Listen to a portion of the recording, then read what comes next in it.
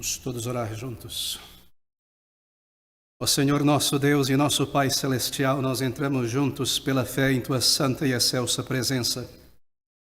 E adoramos ao Deus eterno e triuno, Pai, Filho e Santo Espírito, o único Deus e Criador em três pessoas distintas, uma só divindade. E nós entramos pela fé, confiados nos méritos do Senhor Jesus Cristo, nosso eterno Salvador. Ó Senhor, nós te agradecemos por Jesus Cristo. Te agradecemos porque temos um Salvador que veio a este mundo e tomou um corpo e uma natureza humana para entrar no tempo e no espaço, e morrer, e ser o representante de todo o seu povo, e alcançar o direito de salvar milhões e milhões e milhões de homens e mulheres pecadores, os quais ele agora chama ao arrependimento e à fé nele. Nós te louvamos, ó Senhor, porque podemos nos reunir em torno da Tua palavra e dirigir a Ti o nosso louvor e a nossa adoração nesta tarde.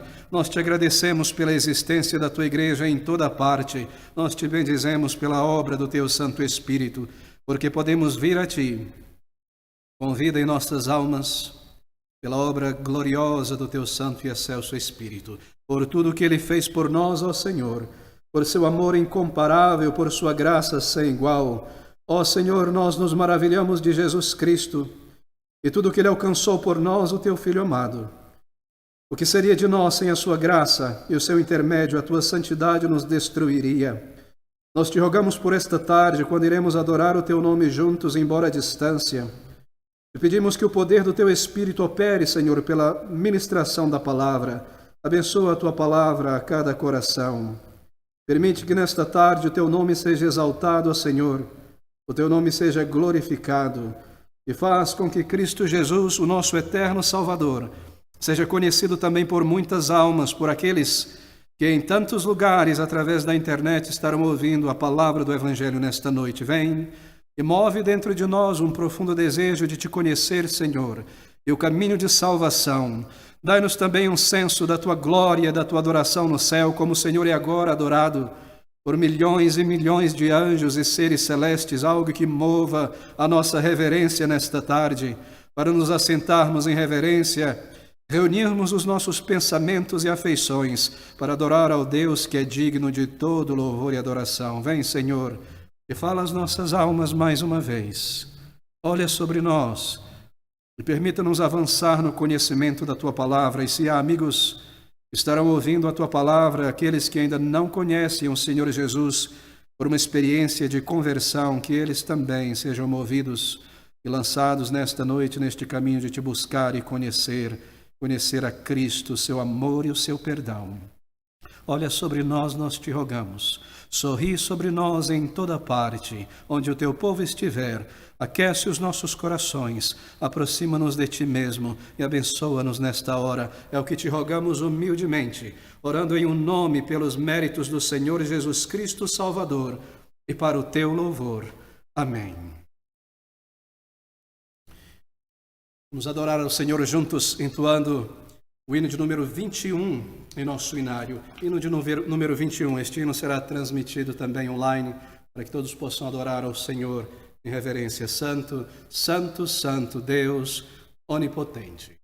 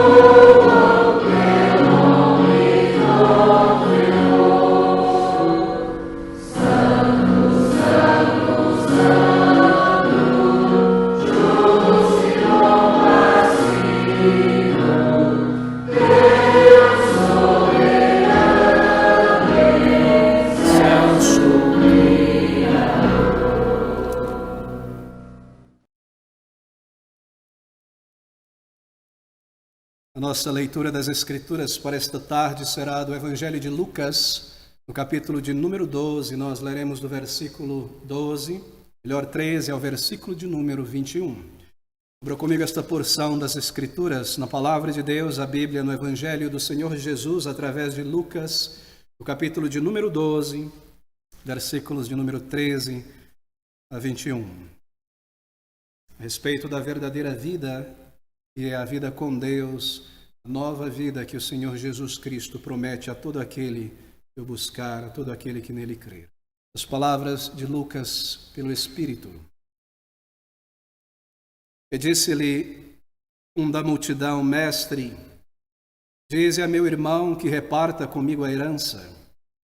Mas ele lhe disse: Homem, quem me pôs a mim por juiz ou repartidor entre vós? E disse-lhes: Acautelai-vos e guardai-vos da avareza, porque a vida de qualquer não consiste na abundância do que possui. E propôs-lhe uma parábola, dizendo: A herdade de um homem rico tinha produzido com abundância, e ele arrazoava consigo mesmo, dizendo: Que farei? Não tenho onde recolher os meus frutos. E disse: Farei isto: derrubarei os meus celeiros, edificarei outros maiores, e ali recolherei todas as minhas novidades, os meus bens. Direi à minha alma: Alma, tens em depósito muitos bens para muitos anos. Descansa, come, bebe e folga. Mas Deus lhe disse: Louco, esta noite te pedirão a tua alma, e o que tens preparado para quem será? Assim é aquele que para si ajunta tesouros e não é rico para com Deus. E disse aos seus discípulos: Portanto vos digo, não estejais apreensivos pela vossa vida sobre o que comereis, nem pelo corpo sobre o que vestireis. Mas é a vida do que o sustento, e o corpo do que as vestes. Considerai os corvos, que nem semeiam, nem cegam, nem têm despensa, nem celeiro, e Deus os alimenta. Quanto mais valeis vós do que as aves. E qual de vós, sendo ansioso por acrescentar um côvado à sua estatura? Pois se nem ainda podeis as coisas mínimas, por que estáis ansiosos pelas outras? Considerai os lírios, como eles crescem, nada trabalham nem fiam. Digo-vos que nem ainda Salomão, em toda a sua glória, se vestiu como um deles. E se Deus assim veste a erva que hoje está no campo, e amanhã é lançada no forno, quanto mais a vós, homens de pequena fé. E que o Senhor abençoe e aplique essa leitura da sua palavra aos nossos corações, nosso entendimento juntos nesta tarde. Vamos todos orar juntos mais uma vez. Ó Senhor nosso Deus e nosso Pai Celestial, mais uma vez nós nos apresentamos diante de Ti. E adoramos ao Deus glorioso e santo nos altos, o Deus que sustenta todas as coisas pela palavra do Teu poder. Fechamos os nossos olhos e aquietamos as nossas almas em reverência diante do Senhor, que tudo conhece e tudo vê, o Deus que trouxe à existência toda a estrutura atômica deste universo, o Deus que declarou e tudo veio à existência. Senhor, nós nos humildecemos diante de Ti e em espírito Te adoramos. Tu és o Deus invisível, mas que todas as coisas vê e conhece.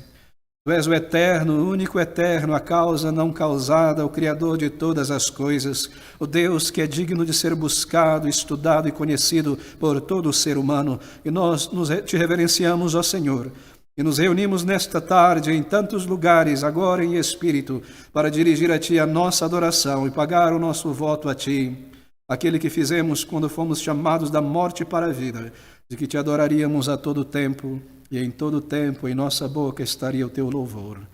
Senhor, nós Te adoramos pelo Teu Filho amado, Senhor Jesus Cristo, que o Senhor enviou a este mundo para ser o Salvador de uma nova humanidade.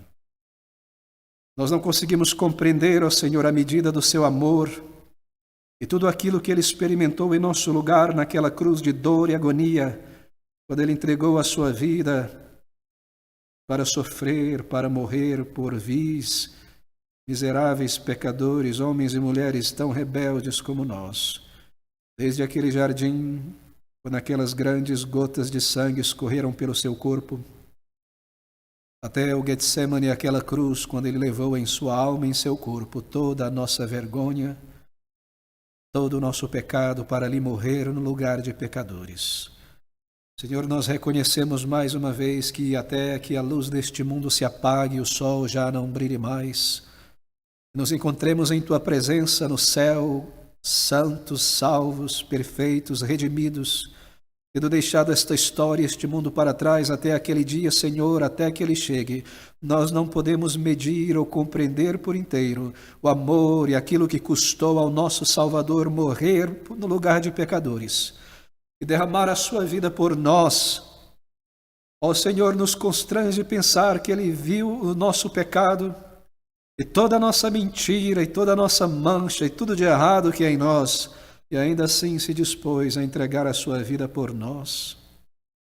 Nós sabemos que Ele viu o fruto da sua obra em nossas vidas e amou o resultado e amou aquele novo homem, aquela nova mulher que Ele recriaria, entregando a sua vida para ser o Salvador deles.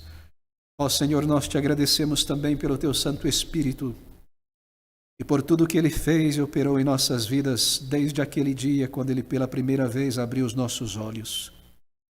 É tão grande a nossa gratidão por Sua obra em nossas vidas.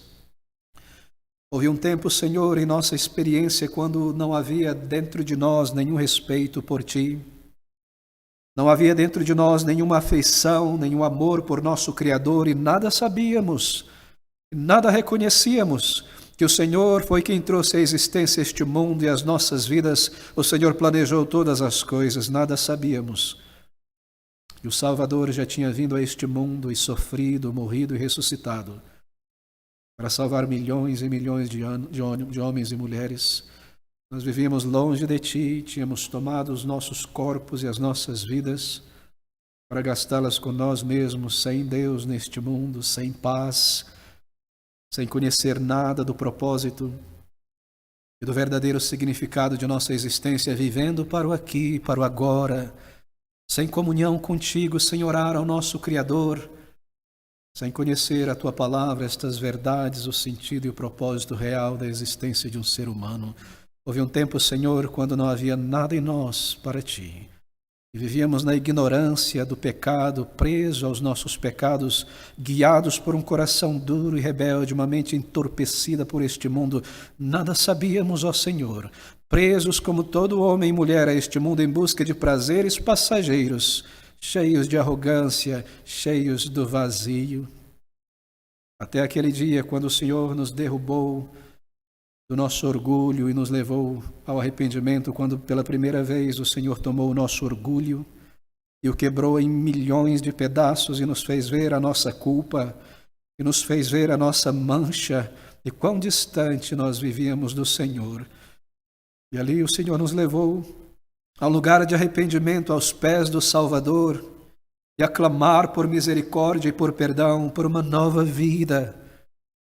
E o Senhor então ouviu o nosso clamor e nos deu uma resposta de paz e esta nova vida que temos agora em Cristo.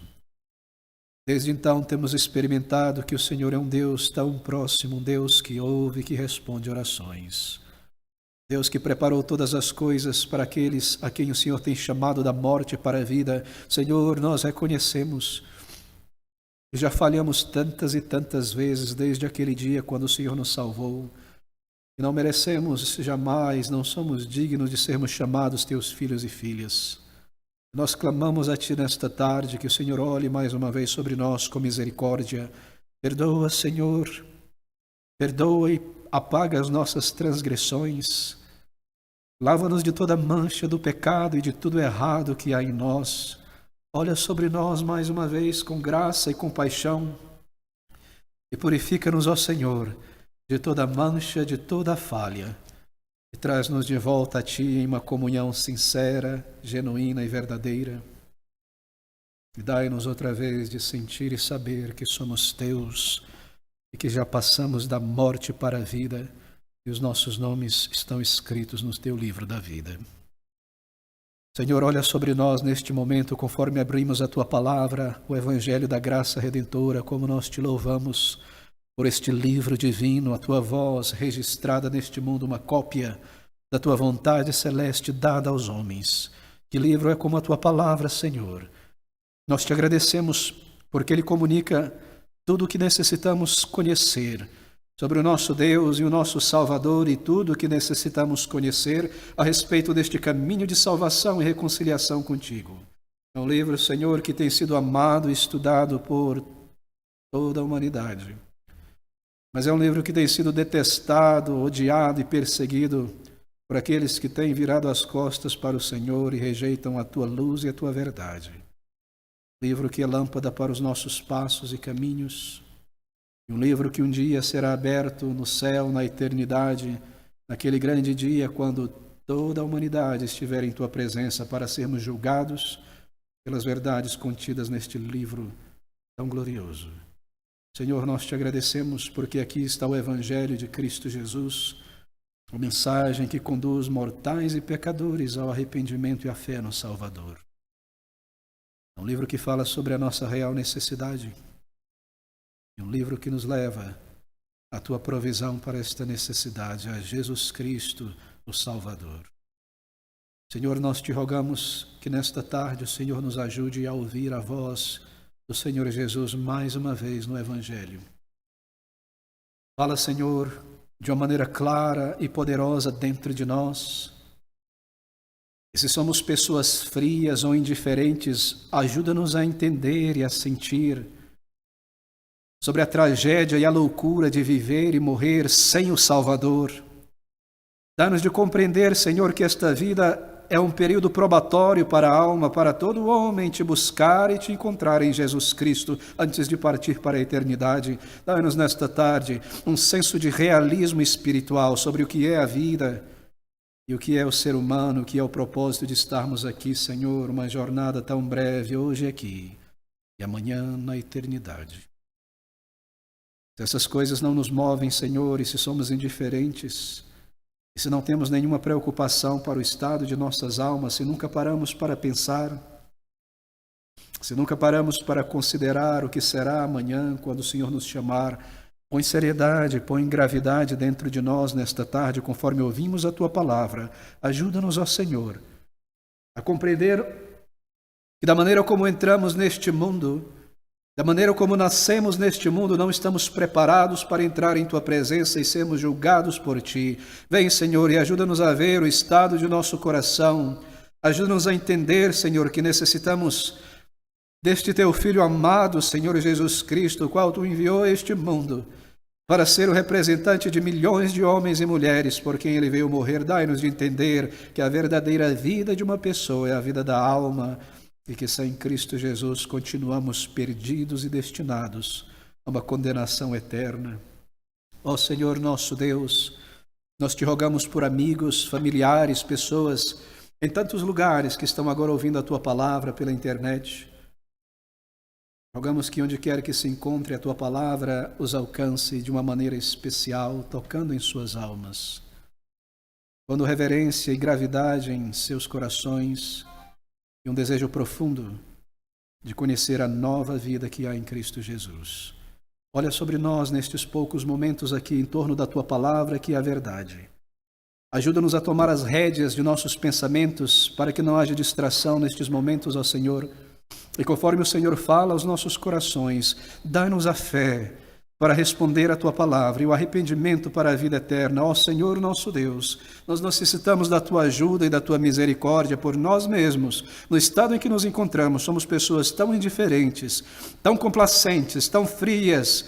Move dentro de nós, põe em nós um senso de urgência, nós te rogamos. Vem com grande poder e graça nesta tarde e alcança cada lar, Senhor, onde a tua palavra será ouvida, ou está sendo já ouvida agora, Senhor, neste momento ao vivo. Olha sobre nós com graça e misericórdia e aproxima-nos de ti mesmo, e que hajam aqueles que serão lançados nesta tarde para dentro deste caminho e jornada para a nova vida em Cristo. para o perdão, um caminho para a vida eterna com o Senhor. Nós rogamos a Tua graça e a Tua misericórdia. Fala aos nossos corações, fala-nos de Cristo Salvador e o que Ele fez por nós e o Seu grande amor por pecadores. Constrange a nossa alma e leva-nos a Cristo para a vida e para o perdão. Nós Te rogamos todas estas coisas, orando em o nome e pelos méritos preciosos do Senhor Jesus Cristo e para o Teu louvor. Amém.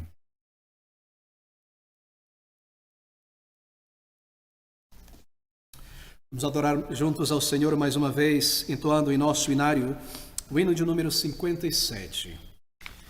Hino de número 57, ele será também transmitido ao vivo, baseado em Gálatas, capítulo de número 6, versículo 14, ao contemplar a horrenda cruz em que morreu da glória o Rei.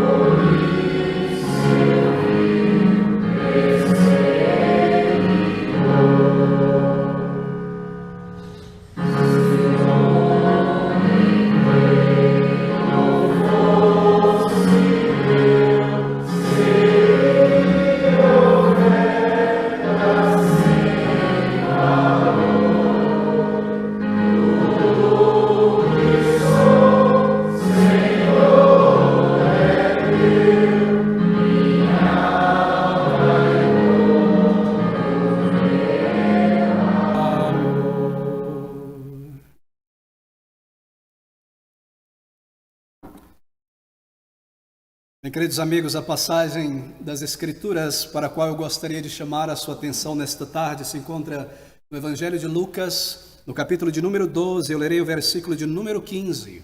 Abra comigo em Lucas, capítulo 12, versículo de número 15, estas palavras do Senhor Jesus, e disse-lhes: acautelai-vos e guardai-vos da avareza, porque a vida de qualquer não consiste na abundância do que possui. O título desta mensagem nesta tarde é A Verdadeira Vida, é a Nova Vida.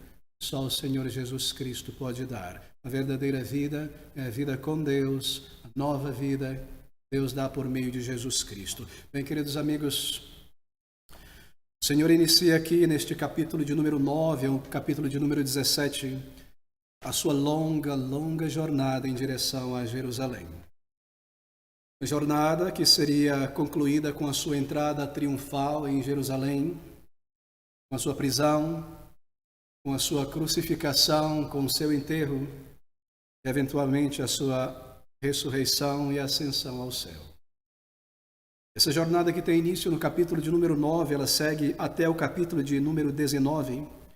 E aqui neste capítulo de número 12, um incidente muito interessante, muito gráfico acontece. E Lucas traz esta narrativa quando o Senhor Jesus Cristo se dirigia a Jerusalém. E esse incidente começa a tomar lugar a partir do versículo 1, e nós lemos que no versículo 1 ajuntaram-se tantas pessoas, ajuntando-se, entretanto, muitos, milhares de pessoas em torno de Jesus, isto é, de sorte que se atropelavam uns aos outros. Começou Jesus a dizer aos seus discípulos: acautelai-vos primeiramente do fermento dos fariseus, que é a hipocrisia. E é no meio deste discurso do Senhor Jesus Cristo, do ensino do Salvador para os seus discípulos, que este incidente acontece. E aqui no capítulo de número 12, nós lemos que uma multidão de milhares e milhares de homens e mulheres se aglomera em torno do Senhor Jesus Cristo. Tão aglomerada estava aquela multidão que Lucas nos diz que eles começaram a pisar nos pés uns dos outros e a empurrar uns aos outros. E o Senhor Jesus Cristo, veja, ele não estava ensinando aqui as multidões. Estava ensinando os seus discípulos, versículo 1, ajuntando-se, entretanto, muitos milhares de pessoas, de sorte que se atropelavam uns aos outros, começou a dizer aos seus discípulos. O ensino do Salvador aqui no contexto é para os apóstolos, é para os seus discípulos, aqueles a quem ele treinava para o ministério apostólico. E ele ensinava aqueles homens que eles deveriam tomar cuidado primeiramente com o fermento dos fariseus. Eles deveriam se acautelar, isto é, com a hipocrisia religiosa daqueles fariseus. E ele ensinava também aqueles homens, a partir do versículo 12, que eles não deveriam temer aos homens e às suas ameaças, nem ao diabo, mas temer a Deus. E a desaprovação de Deus sobre o seu ministério, sobre a sua vida espiritual. Ele também segue dizendo que todo pecado que uma pessoa comete pode ser perdoado, mas que aquele que pecar contra o Espírito Santo jamais será perdoado por Deus. E é nesta seriedade desse contexto, e é na seriedade deste momento de ensinar os discípulos sobre coisas profundas, sobre a vida cristã, sobre realidades espirituais, com toda aquela multidão ouvindo o Senhor Jesus Cristo em silêncio e atentando, inclinada a cada palavra do Salvador, que um homem rompe a multidão e interrompe o ensino do Senhor Jesus Cristo e diz: mestre, versículo de número 13, disse-lhe um da multidão: mestre, diz a meu irmão que reparta comigo a herança. O que está acontecendo aqui é que um homem perdera o seu pai falecera, e havia então uma herança que deveria ser repartida entre ele e seus irmãos. Bem, a lei da herança, se eu posso assim colocar, em Israel, dizia que quando o pai morresse, o dono da terra, a terra que ele possuíra deveria ser dividida entre seus filhos. O filho mais velho haveria de receber uma porção dupla da terra e todos os demais filhos uma porção única. E o que está aparente aqui nesse contexto é que o homem que interrompe o Senhor Jesus Cristo aqui neste momento é um homem que veio buscar de alguma maneira a intervenção do Senhor Jesus Cristo em uma questão, se nós podemos colocar, uma questão jurídica, uma questão de terra. Ele não está contente que o seu irmão mais velho não tenha dividido a terra com ele. Mas agora observem, ele desejava que o Senhor Jesus Cristo de alguma maneira intervisse em seu caso e forçasse o seu irmão a dividir a herança com ele, porque até aquele momento o seu irmão não dividira a terra. E disse-lhe um da multidão: mestre, dize a meu irmão que reparta comigo a herança. Agora atente para isso. Esse homem ele não está pedindo pela ajuda do Senhor Jesus Cristo, nem mesmo ele está inquirindo: Senhor, será que o Senhor pode dizer ao meu irmão me ajudar nesse caso de injustiça? Não, na verdade ele dá um comando, está no imperativo: dize, mestre, rabino, dize ao meu irmão que reparta a terra comigo. Dize a meu irmão que faça isso e reparta a herança comigo. Agora, quando você pensa sobre a terra na Palestina, você está pensando sobre aquilo que é vital para a vida, aquilo que é vital para a existência de um ser humano, porque Israel era uma sociedade agrária. E as pessoas dependiam de uma porção de terra para viver, para o seu plantio, para cuidar de uma pequena porção de gado e ali sobreviver. Eles dependiam da agricultura, não existia naqueles dias, como nossos dias, supermercados, compras pela internet. Não haviam padarias, não haviam farmácias, não havia a importação de alimentos na escala que nós temos em nossos dias para suprir uma nação quando a produção não é suficiente para a população. Tudo que eles tinham era uma porção de terra e eles dependiam daquela porção de terra, daquela pequena gleba, para a subsistência de sua família. E cada família tinha uma pequena porção de terra, e desse pedaço vivia, e desse pedaço tirava o seu sustento, e a sua existência. E este homem diz ao Senhor Jesus Cristo: Rabino, mestre, eu demando justiça. Eu demando que a minha porção seja dividida e seja me dada pelo meu irmão. Eu demando que o meu irmão tome os passos necessários para a divisão da terra. Eu quero a minha parte. Agora, entenda isso. Na lei dos romanos, que dominava Israel e a Palestina, para a divisão de uma herança, era necessário a aprovação de cada membro da família sobrevivente. Mas não era assim o caso em Israel. Na lei de Israel, se apenas um dos irmãos desejasse a divisão da terra, a terra deveria ser dividida. E ali estava aquele homem na frente da multidão. Certamente o seu irmão mais velho, talvez todos os irmãos e toda a sua família estava ali reunida em torno do Senhor Jesus Cristo também. E o que esse homem do versículo de número 13 vê em Jesus Cristo é que ali estava Jesus, um mestre, um rabino, um profeta, alguém de autoridade, alguém que poderia de alguma maneira, pela sua autoridade e prestígio, no meio daquela multidão, falar com seu irmão e constranger ao seu irmão que dividisse a herança e lhe desse a sua porção. Então ele joga esse problema nas mãos do Senhor Jesus Cristo, e isso ele faz por meio de um comando: mestre, diz a meu irmão que reparta comigo a herança, imaginando que Jesus Cristo se sentiria constrangido no meio da multidão. Ele haveria de tomar a sua situação e as suas dores. Ele via em Jesus Cristo um pregador da justiça, então certamente Jesus deveria exercer justiça e intervir em sua situação. Essa é a maneira que ele pensava. Diante da multidão, ele imaginava que o Senhor Jesus Cristo se sentiria pressionado a resolver o caso daquele homem, então continuar o seu discurso. E assim ele comanda Jesus dizendo: diz a meu irmão que reparta a terra comigo. Bem, queridos amigos, a resposta do Senhor Jesus Cristo é muito, muito interessante. Sabe, essa é uma das pouquíssimas vezes, uma das pouquíssimas ocasiões no Evangelho e você ouve como que um tom de irritação na voz do Senhor Jesus Cristo. Versículo de número 14. Mas ele, isto é, Jesus, lhe disse: homem, quem me pôs a mim por juiz e repartidor entre vós? Homem. No grego, a palavra traduzida como homem aqui é muito forte, ainda mais intensa. É como se ele estivesse dizendo: homem, homem, quem me colocou como repartidor ou juiz entre os homens? O Senhor mostra uma certa medida de constrangimento aqui, não é verdade? Uma medida de constrangimento, como que uma irritação em ser interrompido por aquele homem no meio do seu ensino aos discípulos. Quando toda a multidão estava em silêncio, aquele homem interrompe pedindo por justiça em uma questão material, terrena. E nós como que percebemos o reverberar de certo desconforto, talvez. E assim colocado nessa posição desconfortável de ter que responder publicamente a este homem, o Senhor Jesus Cristo, ele começa a sua resposta, é muito interessante, a partir de um pequeno provérbio judaico. Ele faz isso antes do início da parábola, da resposta, e ele faz isso no final da sua resposta. Nós lemos no versículo 15 que ele então disse: disse-lhes, falando a toda a multidão: acautelai-vos e guardai-vos da avareza, porque a vida de qualquer não consiste na abundância do que possui. O que significa dizer: tome toda forma de prevenção e cuidado para se manter longe de todo desejo insaciável, porque a vida de uma pessoa não consiste na quantidade de bens que essa pessoa pode adquirir. O homem, ele diz ao Senhor Jesus Cristo: eu demando justiça, eu quero a minha parte, a terra é meu direito, eu quero a minha parte por direito, e quando eu tiver esta terra, eu terei o meu meio de ser independente neste mundo. Eu poderei encontrar satisfação em fazer o que eu quero fazer e viver a vida que eu quero viver, mas a resposta do Senhor Jesus Cristo é uma resposta que apela à alma daquele homem, e ele responde dizendo: faça tudo o que estiver dentro do teu poder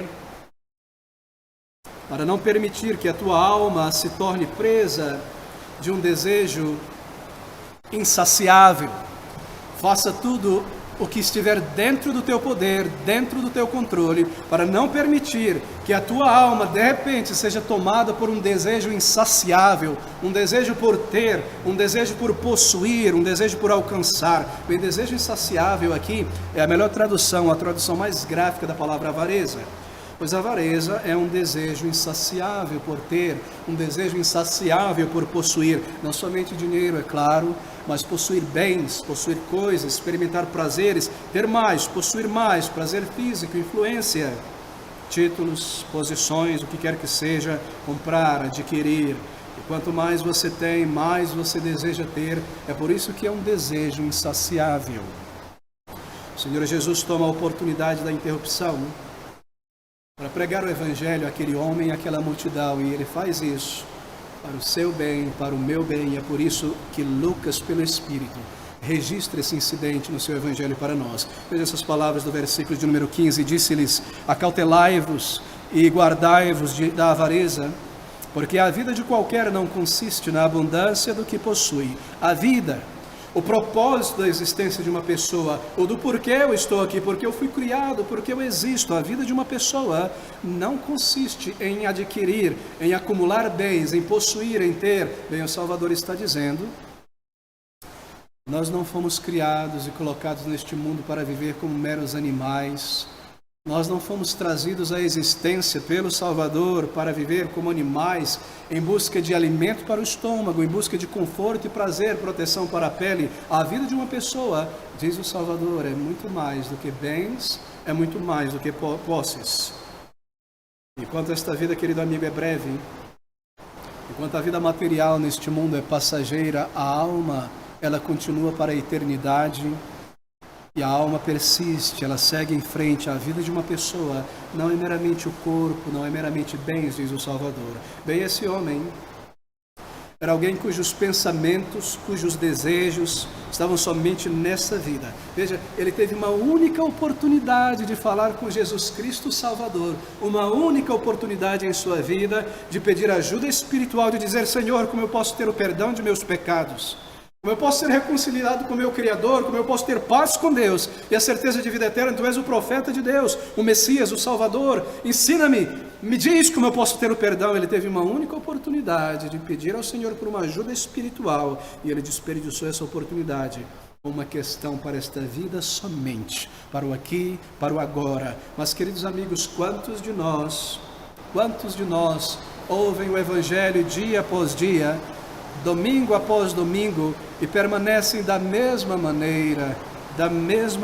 Quantas pessoas sentam para ouvir o Evangelho, mas os seus pensamentos, as suas afeições estão nas coisas desta vida? Eles sentam para ouvir o Evangelho e eles seguem planejando para esta vida somente, para o aqui e o agora. Os seus ouvidos estão fechados para as questões da alma, os seus sentimentos estão frios para as questões mais importantes, as questões da vida eterna. Bem, talvez seja o caso de alguns dos amigos nessa tarde.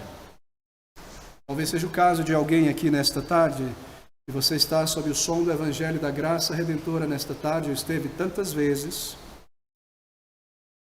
mas você está tomado por outros pensamentos.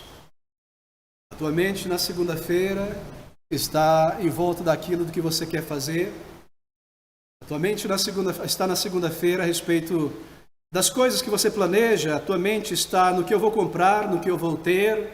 Quando essa pandemia do coronavírus acabar, o que eu vou fazer, o que eu vou vender, o que eu vou comprar, como vai ser os meus estudos, a minha carreira, vou precisar esperar tantos meses para voltar àqueles planos e ter, e a minha conta bancária, como serão essas coisas? O que eu vou poder fazer? O teu coração talvez esteja dominado por um desejo insaciável, por cobiça, pelo aqui, pelo agora, por prazer, por mais prazer, e você não tem nenhum sentimento, nenhum ouvido, nenhuma atenção para as coisas mais importantes da tua existência, a alma e o destino eterno e aquele dia de prestar contas a Deus. E tudo o que te importa, talvez, no momento, é o que você vai ter, é o que você vai alcançar, um pouco de prazer, alguns bens, uma carreira. Não tem paciência para ouvir o Evangelho, não tem sentimento para pensar sobre as coisas eternas. Ouça as palavras do Salvador: e disse-lhes: Acautelai-vos e guardai-vos da avareza, porque a vida de qualquer não consiste da abundância do que possui. Amigos, a vida é como um período probatório. A vida, diz a palavra de Deus, é um período de buscar e de encontrar o Senhor para a salvação. E há muitos percalços que impedem uma pessoa de se aproximar de Deus. Um desses percalços está descrito aqui: a cobiça, a busca por bens, a busca por coisas materiais. E eu não me refiro apenas a coisas absurdas, como a avareza apenas, mas coisas legítimas muitas vezes, coisas que nós necessitamos, porém o nosso coração e a nossa mente pode estar somente nestas coisas. Eu não tenho tempo para Deus, eu não tenho pensamento para Deus, eu não tenho emoção nem afeição, nem energia espiritual para considerar o caminho de salvação, para ouvir a voz de Deus na palavra de Deus. Acautelai-vos, diz o Salvador. A vida de um ser humano não consiste daquilo que acumula, não consiste daquilo que possui, de carreiras, de projetos. Você precisa de vida na alma. Você precisa de um relacionamento com o teu Criador. Você precisa da segurança espiritual, de um dia poder entrar na presença de Deus, tendo os teus pecados perdoados e a certeza de vida eterna. E para marcar esta advertência, observe você, o Senhor Jesus Cristo irá ilustrar a sua palavra, uma das parábolas mais belas e mais curta em toda a palavra de Deus. Ele fala sobre a história de um homem rico. Um homem cuja mente está completamente tomada por essa vida, tomada pelo aqui e pelo agora. Um homem cuja mente está envolvida em suas riquezas, em busca de riquezas sem fim, planejando para o futuro neste mundo somente, como se a vida não fosse acabar. Riqueza, desfrute sem fim, e o seu coração está voltado para essas coisas. E o Senhor Jesus Cristo, Ele representa aqui na sua narrativa, no seu enredo, este homem parado, como que planejando a sua vida, pensando consigo mesmo: o que eu farei para o futuro? Como se ele fosse o mestre da sua vida, como se ele fosse o mestre da sua existência, como se ele fosse o comandante do seu destino. E aqui está a parábola do Senhor Jesus Cristo. Atente para isso. Uma parábola muito bela, uma parábola muito profunda. Versículo de número 16. O Senhor Jesus Cristo inicia aqui. E propôs-lhe uma parábola, dizendo: a herdade de um homem rico tinha produzido com abundância, e ele arrazoava consigo mesmo, dizendo: que farei? Não tenho onde recolher os meus frutos. E disse: farei isto, derrubarei os meus celeiros e edificarei outros maiores, e ali colherei todas as minhas novidades e os meus bens. E direi à minha alma: alma, tens em depósito muitos bens para muitos anos. Descansa, come, bebe e folga. Homem, bem, o homem aqui está. Esse é um homem na narrativa do Senhor Jesus Cristo, cuja vida se resume em seus bens. Certamente um homem inteligente, certamente um homem capaz, mesmo um homem astuto, afinal ele alcançou riquezas, não é? Afinal ele soube conduzir, gerenciar o seu negócio, produzir, plantar, cuidar, colher, alcançar prosperidade, bens, alcançar sua meta, avançar acima da sua margem. Nós não podemos criticá-lo por isso. Um homem capaz, na verdade, você não pode criticá-lo por sua habilidade em seus negócios. Ele chegou lá, ele conseguiu. Mas o problema dele é um problema espiritual. Esse é um homem que não possui qualquer conexão com Deus. Tudo que lhe importa, tudo que lhe atrai, tudo que lhe consome é o seu sucesso, é o seu desfrute material e o desfrute de algumas poucas pessoas, de sua família talvez. O seu caráter é revelado aqui em suas próprias palavras. Versículo de número 17. E ele arrazoava consigo mesmo, dizendo: que farei eu? Não tenho onde recolher os meus frutos. Não tenho onde recolher os meus frutos. Bem, foi uma colheita tremenda. Ele não parece ter antecipado o resultado dessa safra. O resultado passou todas as perspectivas, todos os prognósticos. Não sei o que farei, ele não se preparou de antemão, foi uma colheita tremenda. Ele diz: que farei? Bem, ele tem um problema. A colheita foi maior do que aquela que ele poderia acomodar, guardar. Se ele vender tudo de uma vez, você sabe, o preço vai cair porque a oferta é muito grande. A solução então é guardar em estoque. A solução é especular, a solução é deixar por algum tempo para que o grão acabe no mercado, ele tenha reserva e comece a manter o preço e vender então pelo preço que ele deseja. E seu objetivo então é derrubar os seus pequenos celeiros talvez e construir celeiros maiores e encher aquilo com os grãos, com o fruto da sua colheita para o tempo certo. Esse é o seu raciocínio, não é? Estocar o que ele pudesse, vender no tempo certo. Mas perdão, por que derrubar os celeiros? Por que não manter os celeiros e construir outros celeiros? Bem, você precisa considerar a agricultura em Israel. Se você construísse outros celeiros e não derrubasse aqueles, você perderia terra, não é? Espaço de terra, e perdendo espaço de terra, espaço de produção, quantidade, assim você diminuiria o seu lucro. Assim é razoável para uma sociedade agrária, onde a terra é algo tão precioso, que você derrube os celeiros rapidamente, construa maiores e continue usando a terra e acumule para o futuro. É melhor demolir, versículo 18, e disse, farei isto, derrubarei os meus celeiros e edificarei outros maiores e ali recolherei todas as minhas novidades e os meus bens. Bem, mas a boca fala do que o coração está cheio. As suas palavras revelam o estado do seu coração. A sua postura é toda centrada em si mesmo. A maneira como o Senhor descreve a parábola mostra que aquela pessoa era centrada em si mesma. Ele dá todo o crédito da sua grande, imensa produção e do seu sucesso a si mesmo. Observe as suas palavras. Ele não tinha ninguém para agradecer. Não foi o bom clima da estação que permitiu uma grande produção, o bom solo, a boa chuva, o sol. Não foram seus funcionários que trabalharam com diligência, uma semente boa, bem escolhida. Foi ele mesmo.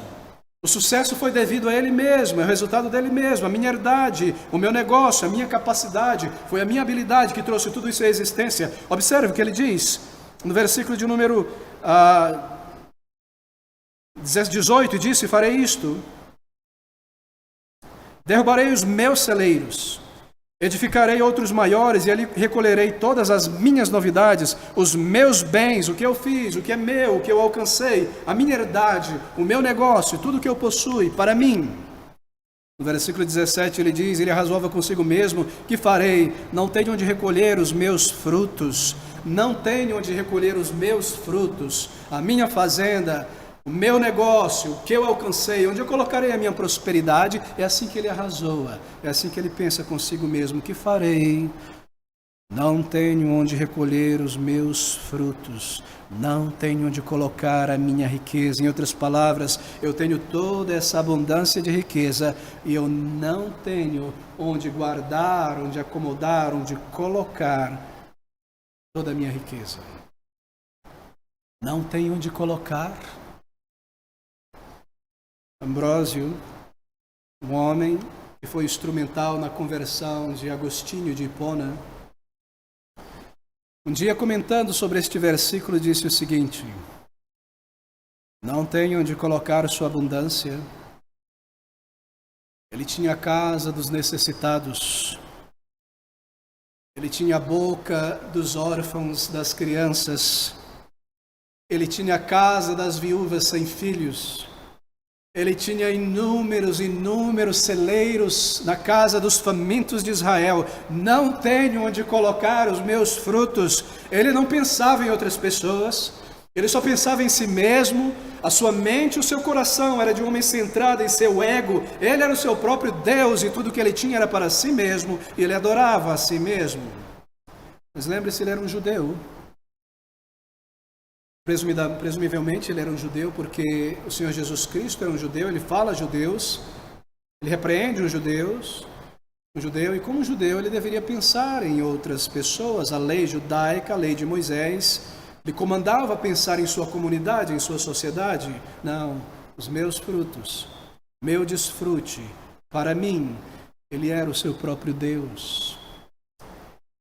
É isso que acontece, queridos amigos, com cada um de nós, quando nós colocamos o Deus vivo, o nosso Criador, de lado, E nós nos colocamos, e a nossa vida e os nossos propósitos, por mais legítimos que sejam, no centro da moldura de nossa existência. E Deus deve ser colocado do lado de fora dessa moldura. As minhas coisas, a minha vida, a minha pessoa, a minha maneira, a minha forma de ser é o que me interessa, é o que me importa, o meu dinheiro, a maneira como eu conduzo a vida e o que eu penso sobre a minha existência e sobre este mundo, isso é o que interessa.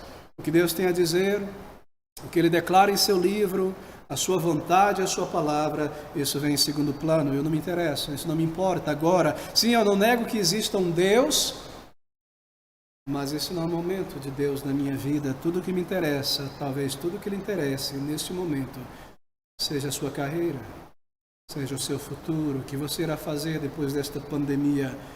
Isso é, queridos amigos, nós nos tornamos os nossos próprios deuses. Adorar, servir ao ego, servir a mim mesmo. Veja esse versículo. E ele arrazoava consigo mesmo, dizendo, 17, que farei? Não tenho onde recolher os meus frutos. E disse, farei isto, derrubarei os meus celeiros. Observe, meus celeiros. Edificarei, eu farei isso. Recolherei, eu farei isso. Minhas novidades, meus bens, direi à minha alma, meu, para mim mesmo, comigo mesmo, eu, Deus ego, o Deus do meu ser, a minha pessoa, cobiça, autossuficiência. Esse homem, ele excede o ego daquele fariseu que entrou no templo e orou a Deus dizendo, Senhor, eu te agradeço porque eu isso, eu aquilo, eu não sou como este publicano. Ele falou 5 vezes mas esse homem excede mesmo aquele fariseu hipócrita, porque ele diz 6 vezes eu, meu, em poucos versículos. Homem centrado em si mesmo. Agora, nós não pensamos, talvez, e agimos com muita frequência como este homem. Talvez nós não busquemos coisas elevadíssimas, riquezas tremendas, prazer sem acabar. Mas talvez no centro da nossa vida e do nosso pensamento estão coisas que, embora legítimas, se tornaram a bússola da nossa vida. O que eu quero alcançar, onde eu quero chegar, como será o meu futuro, a minha carreira, daqui a 10 anos, 15 anos, quanto eu terei acumulado, quantas coisas eu terei comprado, que segurança material eu terei, que felicidade será eu alcançarei nesta vida, como será a minha família terrena, coisas como essas, legítimas muitas vezes, que são colocadas como motor propulsor da nossa vida, da nossa existência. Antes da conversão, antes de buscar a Deus, de encontrar o seu perdão e a nova vida que Ele promete, nós somos todos assim. Eu era assim, você é assim, um idólatra do ego, o idólatra do eu, o Deus ego. O Deus ego representa a minha independência de Deus. O Deus eu quer dizer, eu não quero nada ter com Deus. Eu não quero me submeter a este livro difícil de entender, a esses critérios, esses 10 mandamentos. Quão negativos são esses mandamentos? Não faça, não busque, não toque, não tenha. Eu não quero estas coisas. Se existe um Deus, eu quero que Ele me proteja. Eu quero que Ele me blinde, me ajude a seguir em frente, a ser próspero, mas eu não quero a sua lei, eu não quero me submeter a Ele, eu não quero que Ele interfira, que me diga como eu devo andar, como eu devo viver, eu não quero que Ele ponha o seu dedo em meus pecados e me diga que eu sou um pecador, e que eu devo me arrepender, e que da maneira como eu entrei neste mundo como pecador, eu não estou preparado para entrar na presença de meu Criador e prestar contas a Ele. Eu não quero um Deus assim, eu prefiro Deus Deus ego. O ego representa a ignorância de Deus. O ego representa, eu não conheço a Deus. Eu não sei quem é o meu Criador, eu não ando com Ele, eu não oro a Ele. Eu não sei o que é a vida, o sentido e o propósito deste mundo e da existência, porque eu fui criado por Deus. Não conheço nada sobre Deus, nem sobre o seu Filho amado, o Senhor Jesus Cristo, que Ele enviou a este mundo. Eu quero alcançar os meus objetivos, e se há um Deus, Ele está aí para me proteger e me guardar e não para interferir em minha vida, somente quando há perigo, alguma dificuldade, alguma enfermidade. Eu não quero saber de Deus, eu não quero andar com Deus, eu não quero conhecer a Deus. Incredulidade, amigos, incredulidade, ateísmo é o que está por trás disso. Mas talvez você diga, pastor, eu não sou um ateu, eu creio em Deus, eu não rejeito a Deus na minha vida, eu não descreio em Deus, eu não sou um ateu, eu não sou uma pessoa que diz não existir um Deus. Eu creio na existência de Deus, mas talvez você seja um ateu prático. O que é um ateu prático? Bem, um ateu teórico é alguém que diz não crer em Deus por causa disso, a teoria da evolução, aquilo mais, aquilo. Deus não existe. Não há tal coisa como um ser superior, um espírito eterno que trouxe a existência humana, ao mundo e ao ser humano, uma personalidade. Eu não creio na existência de Deus. Esse é um ateu teórico. Mas talvez você seja um ateu prático. Um ateu prático é alguém que diz crer em Deus, e você talvez diga crer em Deus, na existência de Deus. Mas você vive semana após semana como se não existisse um Deus, como se Ele não tivesse dado uma lei para você conhecer e amar, e um comando de buscá-lo e andar em sua presença. Isso é ateísmo prático, querido amigo. É dizer conhecer ou crer em Deus, mas viver como se Deus não estivesse presente e não lhe conhecesse, como se não houvesse um dia de prestar conta, viver a revelia de Deus, você lá e você aqui. O problema é essa incredulidade. Aqui está a figura. Se eu me quer dizer com a minha alma, se farei isto, direi a minha alma, tens em depósito muitos bens para muitos anos, descansa, come, bebe, folga. Vê o que ele quer dizer com minha alma.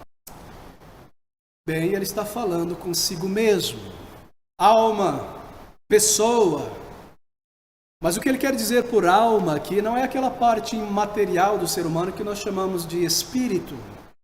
Aquela faculdade de nós que nos permite comunicar com o nosso Criador, adorá-lo, espírito, adorá-lo, orar a Ele, buscá-lo. Não, ele não se refere a esta parte da sua existência, da sua pessoa, a sua alma eterna. Ele se refere ao seu ser pessoal, a sua personalidade, o seu indivíduo, na verdade, sua individualidade, o seu ego. Ele diz ego. Ele não considera aquela parte da nossa alma chamada de espírito. Ele não considera o homem em seu aspecto espiritual. Talvez você seja assim. Talvez você se comporte como se não houvesse uma alma dentro de você, um espírito. Mas, querido amigo, você não é um mero animal sofisticado. Você não foi criado para viver em busca de prazer físico, alimento para o estômago. Você possui uma alma eterna que tem o potencial de se comunicar com o teu Criador. Mas esse homem, ele diz a si mesmo, alma, isto é, mente, você planejou todas as coisas e teve sucesso, e teve riqueza, afeição, emoção, você desejou, você cobiçou, você trabalhou e alcançou vontade, você se determinou, você não foi complacente, você estudou, você trabalhou, você lutou, e agora está aí você consigo mesmo, falando, eu alcancei isso, eu cheguei a este ponto, eu me elevei. Ele fala consigo mesmo, ele se prostra diante de si mesmo. Ele não está falando com Deus, ele não está dizendo, Deus me ajudou, Ele me deu saúde, Ele me protegeu. Alma, ego, você fez por onde? Você alcançou isso, você chegou onde desejava chegar. É exatamente isso que nós somos antes de conhecer a Deus. Porque por mais que você possua uma fé, uma religião, o teu verdadeiro Deus é o Deus eu.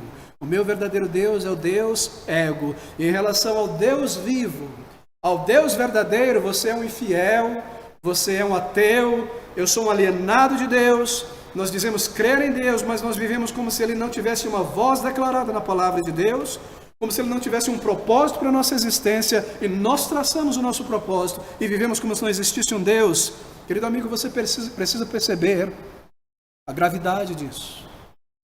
A gravidade de viver e agir como se Deus não se importasse com os teus pecados, com a tua vida. O que esse homem tinha em suas mãos? Bem, ele tinha muitos bens, mas ele era pobre espiritualmente. Ele não possuía um relacionamento com o seu Criador. Ele não possuía Deus neste mundo, nem certeza para além do túmulo. Apenas temores, talvez, dúvidas. Ele tinha conforto, segurança, bens. Ele podia prover para si mesmo, para sua família mais próxima, mas ele não tinha um lugar no céu.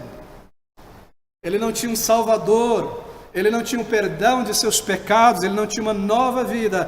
Bens ele possuía, mas nenhum caráter duradouro, nem certeza de vida eterna. Nem sabia o que ele esperava para o futuro. Será que nós somos retratados aqui? Será que você é retratado nesta parábola sem vida espiritual? Diz crer em Deus, mas nenhum relacionamento verdadeiro com o teu Criador.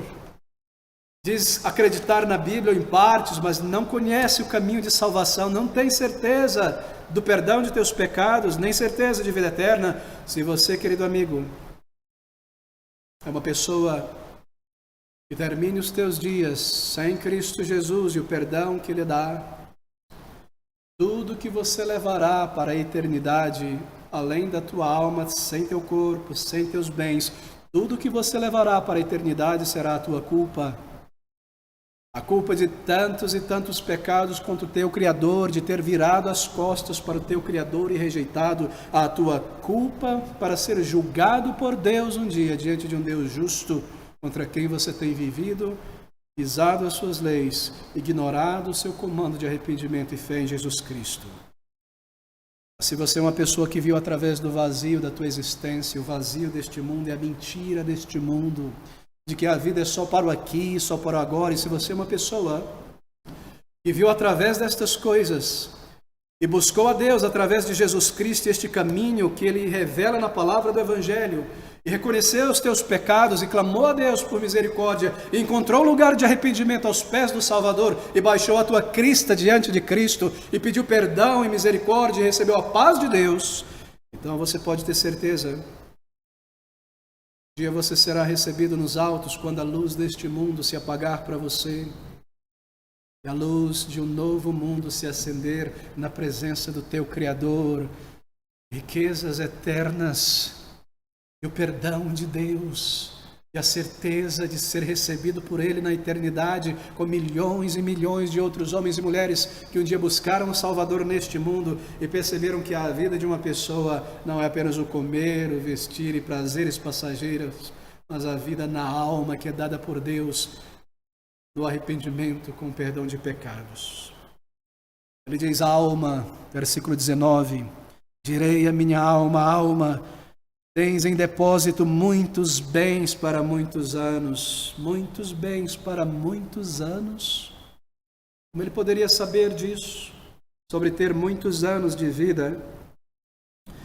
Você percebe como o Senhor Jesus Cristo retrata o ser humano aqui? Essa é a nossa tragédia. Nós pensamos que nós possuímos o dia de amanhã, não é? A nossa mente está sempre no dia de amanhã, eu buscarei a Deus amanhã, depois da pandemia do Covid, eu farei isso, eu reconstruirei, eu ganharei tempo, eu vou remir o tempo, amanhã eu faço, amanhã eu busco a Deus. Essa é a nossa tragédia, nós pensamos que temos o dia de amanhã e empurramos para o futuro, para o amanhã, buscar a salvação de Deus, quando na verdade o amanhã não nos pertence, querido amigo, o ontem já não existe mais. O amanhã é um dia que pode não vir para você e para mim, nós temos somente o hoje. E o dia de buscar a salvação e a reconciliação com o teu Criador, diz a palavra de Deus, é o dia chamado hoje. É o dia em que você ainda está vivo, é o dia em que você pode se voltar a Ele, volte-se a Deus, meu querido amigo. Onde você estiver nessa tarde, ore ao teu Criador e diga, Senhor, eu não entendo com clareza estas coisas, e o meu coração é muito frio, e há uma medida de incredulidade dentro de mim, ajuda-me a ver a minha necessidade espiritual, hoje eu te busco, eu não sei o amanhã, eu preciso da tua graça e da tua misericórdia, perdoa os meus pecados, esses são os meus pecados, diga a Ele, eu tenho feito isso e agido assim, o Senhor conhece o meu coração dentro de mim, tenho visto tanto orgulho, tanta imoralidade, tanta vileza, tanto ódio e amargura, o Senhor é um Deus justo, mas eu venho a Ti rogar a tua misericórdia, busque a Deus enquanto você pode buscá-lo.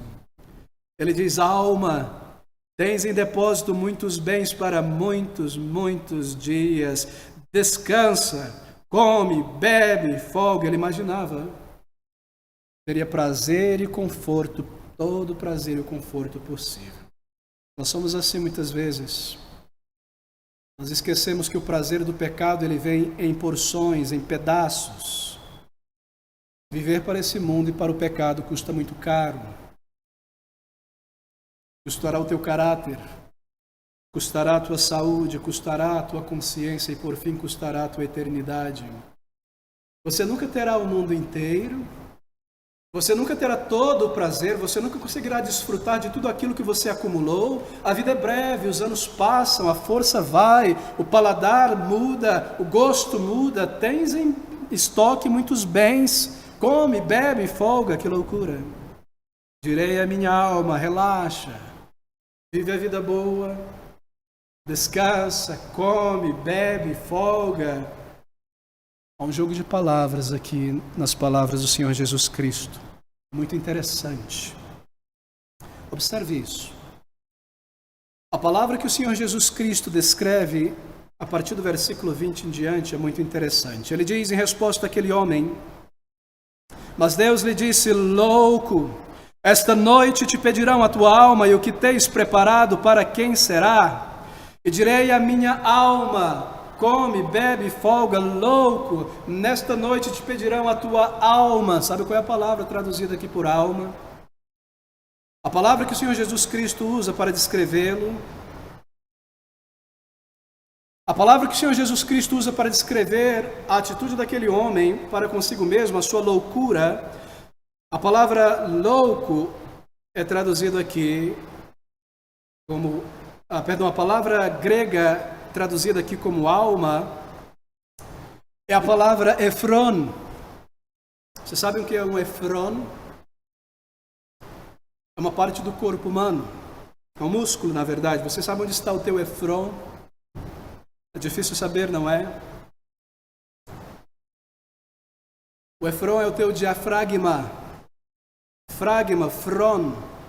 Daí vem o nosso termo em português, diafron, diafragma. Você sabe o que é o diafragma, não sabe? O diafragma é um músculo do corpo que permite a movimentação da respiração. Quando esse músculo dilata, os pulmões se enchem, o peito enche de ar. Quando ele contrai, ele lança o ar para fora. Esse é o músculo que exerce essa função, o diafragma. Aquele homem está dizendo a si mesmo, alma, você tem muitos bens em estoques para consumir, para viver uma vida de alta qualidade, de alto padrão. E agora, alma, agora você vai ter muito diafragma, agora você vai ter muito fôlego, muitos anos de vida para viver, para respirar e para desfrutar. Olha a sua colheita. Olha a tua conta bancária, os teus bens, aquilo que você possui é muito, em quantidade. Você vai ter muito fôlego para viver, muitos anos para desfrutar tudo isso aí. Alma. Mas de repente Deus entra no contexto desse homem no versículo de número 20 e corta através das palavras dele e responde a ele dizendo, mas Deus lhe disse, louco, esta noite te pedirão a tua alma e o que tens preparado para quem será? E você não irá adivinhar qual é a palavra que o Senhor Jesus Cristo descreve, usa para descrever, na verdade, o estado deste homem. Você não irá adivinhar a palavra que Deus usa para se dirigir àquele homem. A palavra que traduzida aqui é a palavra louco. Mas Deus lhe disse louco. É a palavra afron. O teu fron, o teu diafragma irá cessar de funcionar e o teu último fôlego irá deixar o teu corpo nesta noite. E esta noite te pedirão a tua alma e você terá que se apresentar diante do teu Criador e as coisas que você acumulou para quem será? Louco, nesta noite, imprudente, negligente, nesta noite o teu diafragma entrará em colapso. Você diz de si mesmo, eu terei muito pulmão para viver, eu terei muitos dias para desfrutar a minha vida. Louco, nesta noite o teu pulmão irá parar e o teu último fôlego será lançado e você partirá para a eternidade. Tudo que você tem para quem será? Prudente, negligente, preferindo viver esta vida somente para você mesmo, sem Deus, para o aqui, para o agora, para o teu corpo, para coisas materiais, para pessoas somente, mais do que buscar a Deus, mais do que se preparar para a eternidade. Queridos amigos, é algo irracional rejeitar conhecer a Deus. Nós nos comportamos como pessoas irracionais. Nós sabemos que a morte irá vir. Nós sabemos que a morte virá e o último dia logo chegará, mas nós empurramos para o lado a ideia da morte, não é? Nós somos irracionais. É irracional viver assim, sem buscar a Deus, saber que um dia eu entrarei na presença dEle. E se Ele falou neste mundo pela Bíblia, e nós podemos encontrar e conhecer a vontade de Deus e o caminho de salvação, é algo irracional recusar conhecer a Deus e o caminho de salvação. É mais que isso, é algo trágico, é loucura, louco. Esta noite te pedirão a tua alma, em alguns dias, em alguns anos, em alguns meses ou semanas, você partirá e você tem vivido contabilizando os teus bens, e o que você fará depois da pandemia, e a tua carreira está frustrado com aqui e o agora, sem Deus, sem um relacionamento com o teu Criador, sem o perdão de teus pecados, sem certeza para além do túmulo, sem vida da alma, vazio, sem o teu Criador. Será que esse é o nosso problema? Orgulho. Eu não quero ouvir a Deus, eu não quero ouvir esta mensagem, eu desligo esta mensagem, eu torço o nariz, eu fecho a cara, ela vai contra o meu orgulho, ela mostra que eu sou uma pessoa necessitada sem Deus, que eu não posso fazer nada com o meu capital para reconciliar a minha alma com Deus, com a minha inteligência, o meu corpo, os meus bens. Eu não quero ouvir essa mensagem, ela fere o meu ego, eu não quero reconhecer que eu não sou bom o suficiente para agradar a Deus. Será que esse é o meu problema? Se eu me aproximar de Deus, eu terei que reconhecer os meus pecados. Eu tenho ferido as pessoas, que eu tenho traído as pessoas, que a minha mente é suja, o meu coração é sujo, eu tenho feito as coisas absurdas que eu enterrei no passado, no esquecimento. Eu terei que reconhecer isso diante do meu Criador. Eu não quero abrir a câmara dos horrores diante de Deus. Será que é o amor pelo pecado?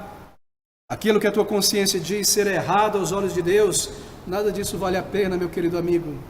Trocar umas migalhas de prazer passageiro pela eternidade. Você possui uma alma eterna. E esses bens que você possui, eles passarão um dia. E tudo que você tem, por mais legítimo que seja, ficará para trás. Será esquecido. E você entrará na presença do teu Criador com a tua culpa, sem o perdão de Deus, sem ter buscado o Salvador, sem um tesouro no céu. Ouça essas palavras, mas Deus lhe disse: louco, esta noite te pedirão a tua alma e o que tens preparado para quem será. Assim é aquele que para si ajunta tesouros e não é rico para com Deus. Por que você vive? O que você busca? Dinheiro? Se é isso, você nunca será rico diante do teu Criador, a menos que você tenha o perdão de Deus e se torne um herdeiro do céu. Você busca um nome, fama, prestígio nesta vida, você talvez alcance isso. Um nome nesse mundo, mas se é só isso, você não tem o teu nome escrito no livro da vida. Aos olhos de teu Criador você não é ninguém, um pobre pecador, um pobre necessitado. Riquezas, títulos, prazer, lance essas coisas de lado, ainda que coisas legítimas e pequenas, e busque ao Senhor Jesus Cristo. Dobre o teu joelho diante dele, diga a ele: Senhor, eu tenho tantas coisas desta vida, mas não tenho o principal, eu não tenho certeza de vida eterna. Eu não tenho certeza que os meus pecados já foram perdoados, a minha mente me culpa, a minha consciência me culpa. Eu preciso do teu perdão, eu preciso de paz. Ó, queridos amigos, pensem sobre estas palavras. Você vem a Deus como uma pessoa espiritualmente necessitada, um pecador convicto em arrependimento. Você confessa a Ele os teus pecados, crendo que Ele é poderoso para te salvar e te perdoar. Você pede por perdão. Você traz a Ele toda a tua vergonha. Você roga por um lugar no céu, por certeza de salvação, por alegria e paz com Deus e um novo caráter. Você vem como um pecador, como um pobre pecador, e você recebe o tesouro da vida eterna. A paz com Deus e a paz de Deus, uma nova vida, resposta às tuas orações, uma alegria que o mundo não pode te dar, nem pode te roubar. A alegria de ter sido reconciliado com teu Criador, a alegria do perdão, a alegria da nova vida, a alegria de saber que você pode olhar para além do túmulo com certeza de vida, Alegria de ouvir a voz de Deus um dia te dizendo: não mais louco, nécio, negligente, mas vinde, benditos de meu Pai, bem-vindo à eternidade. Ouvir a voz do teu Criador te chamando à sua presença, ouvir a voz de Cristo: vinde, entrai, benditos de meu Pai. Você não desejaria ouvir esta voz? As palavras deste homem não sejam a essência da tua vida. E direi à minha alma: alma, tens em depósito muitos bens para muitos anos, descansa, come, bebe, folga, mas que a tua palavra seja, querido amigo: Senhor, eu me arrependo. Senhor, eu necessito de perdão. Senhor, eu reconheço, salva a minha alma. Me dê o verdadeiro tesouro do céu, transforma a minha vida. Fala estas palavras de perdão à minha alma. Me dê a vida eterna. Que a tua vida e a tua palavra seja essa, não mais eu, para mim mesmo, para o que agora, para o que será depois. Diga: Senhor, a tua vontade, perdoa o meu pecado, transforma a minha vida, entra na minha vida, faz de mim uma nova pessoa, transforma o meu caráter, escreve o meu nome no teu livro da vida. Vamos orar juntos. Ó Senhor nosso Deus e eterno Criador, Pai, é tão fácil para nós, Senhor, cercados de tantos bens, comodidade, da ciência, da tecnologia e do auxílio em nossos dias, pensarmos que a vida consiste dessas coisas, dos bens, dos prazeres legítimos desta vida, e esquecer que temos uma alma eterna, e que a vida logo cessará e um dia estaremos em Tua presença, na presença de um Deus justo, que deve nos julgar e julgar o nosso pecado. É tão fácil para nós esquecermos estas coisas, ó Senhor. Mas nós Te rogamos humildemente, ajuda-nos, ó Senhor, porque é tão fácil pensar que a vida de uma pessoa consiste dessas coisas. Ajuda-nos a entender o que é a vida humana, que fomos criados por Ti, que esta vida é um período probatório para Te buscarmos. Ajuda-nos a entender que há uma salvação e uma vida melhor, uma vida superior, uma vida mais elevada do que a vida material neste mundo, a vida com Deus, a vida que vem com perdão de pecados, a vida eterna. Olha sobre nós com misericórdia. E põe em nós, Senhor, o desejo e a vontade de buscarmos estas coisas enquanto há tempo. Toma-nos pela Tua misericórdia, move dentro de nós. E lança-nos neste caminho e jornada nesta tarde de buscar a Cristo Jesus e o seu perdão e a nova vida que só Ele pode dar.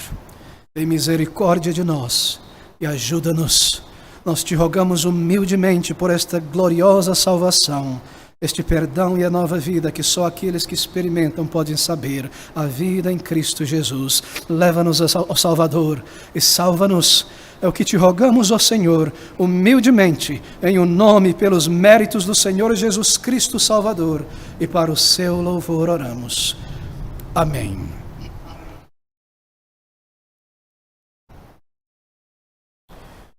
Vamos concluir juntos nesta tarde, adorando ao nosso Deus, entoando em nosso inário o hino de número 23.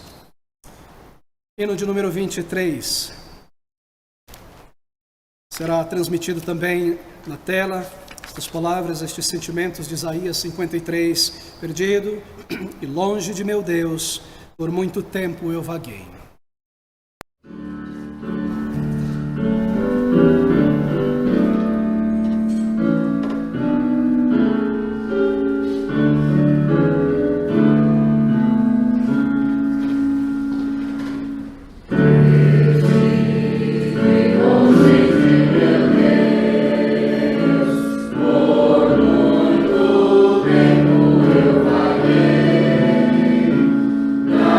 Vida